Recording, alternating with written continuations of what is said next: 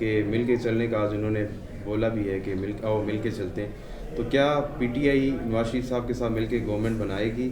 اگر نہیں بناتی تو آپ کے پاس کتنے نمبر ہیں اور آپ کا لائے عمل کیا ہے؟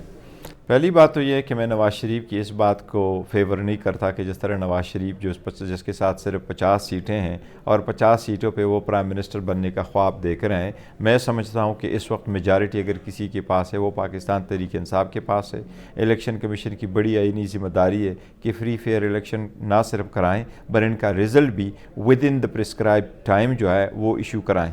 میں ان الیکشن کمیشن سے مطالبہ کرتا ہوں کہ وہ جلد سے جلد دیں. اگر ایسا ہی ہے تو پھر نواز شریف کے پاس کوئی مینڈیٹ نہیں کہ وہ وزیر اعظم بنے یا وزیر اعظم کا ایون خواب دیکھے.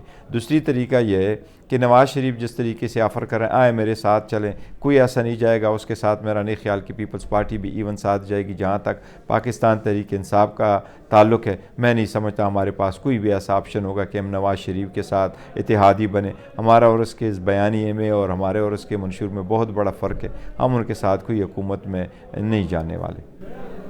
اور سر جو بات کی جا رہی ہے کہ آپ آزاد امیدوار یا آزاد امیدوار پیپلز پارٹی کی بات چیت ہوگی تھی کہ آزاد امیدوار کچھ ان کے ساتھ شامل ہو جائیں گے، تو اس بارے میں آپ کیا کہنا چاہیں گے؟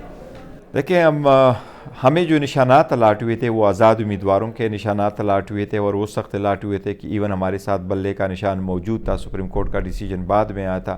لیکن یہ جتنے بھی کینڈیڈیٹس ہیں انہوں نے ہمارے نامینیشن فارم میں بھی ایفیلیشن ظاہر کیا تھا پی ٹی آئی کا. یہ انہوں نے پی ٹی آئی نے ان کو سپورٹ کیا ہے. یہ پی ٹی آئی کے سپورٹڈ کینڈیڈیٹس ہیں. تو یہ ہمارے بڑے ہارڈ ورکر بھی تھے اور ہمارے لائل بھی تھے. مجھے پوری امید ہے انشاءاللہ تعالیٰ کہ یہ ہمارے ساتھ رہیں گے، یہ کسی اور پارٹی میں نہیں جائیں گے. دوسری بات ہے کہ پبلک پرسسٹن بھی ایک تھریٹ ہوتا ہے، اور وہ یہ ہے کہ لوگ نہیں چاہتے کہ ایک دن آپ پارٹی میں آ جائے اور دوسرے دن آپ پارٹی کو چینج کریں. اگر آپ نے عبرت کے نشان کے طور پہ دیکھنا ہے تو محمود خان کو دیکھے، پرویز خٹک کو دیکھے، ان کے ساتھ کیا ہوا. لوگ نہیں اس چیز کو پسند کرتے کہ آپ ایک پارٹی میں رہیں اور اوور نائٹ دوسرے پارٹی میں چلے جائے اور پورا مینڈیٹ کسی اور کو دے دیں. تو مجھے پہلی بات تو یہ ہے کہ ہمارے کینڈیڈیٹ ہمارے ساتھ رہیں گے انشاءاللہ تعالیٰ. کچھ پولنگ اسٹیشنوں پہ ایسا ضرور ہوا ہے کہ وہاں ایک آدھا واقعات ایسے آ گئے کہ وہ ناخوشگوار قسم کے تھے، لیکن by and large polling day بہت اچھا رہا ہے. پولنگ ڈے کے آنے کے بعد جو الیکشن رزلٹ کا آنا شروع ہوگا وہ تاخیر کے شکار ہوئے، اس سے لوگوں میں شکوک و شبہات بڑھے اور بجا بڑھے. اس پہ ہمارے ایک جگہ پہ بڑا احتجاج ہوا ہے. میری ریکویسٹ ہوگی کہ احتجاج جہاں بھی ہو وہ پرامن ہو اور تحمل اور برداشت کا مظاہرہ کرے، لیکن عوام کا بھی ایک رائٹ ہے کہ وہ احتجاج کرے.